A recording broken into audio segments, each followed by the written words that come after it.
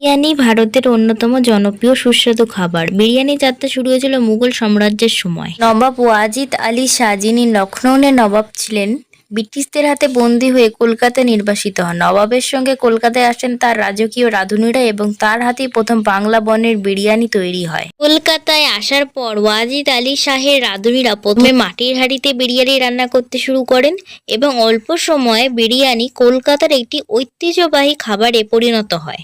বিশেষত কলকাতার বিরিয়ানিতে একটি গুরুত্বপূর্ণ বৈশিষ্ট্য আছে।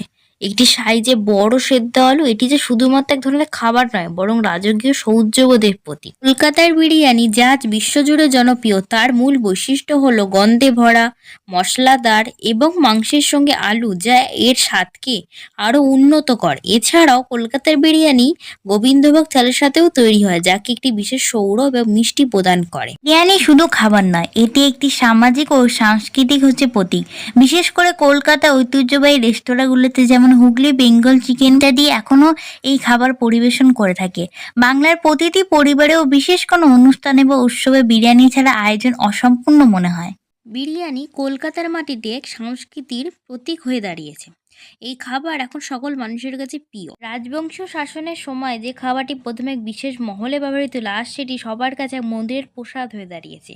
এই বিরিয়ানি ইতিহাসের মূল কথা, এটি শুধু খাবারের নাম, এটা সংস্কৃতির প্রতীক।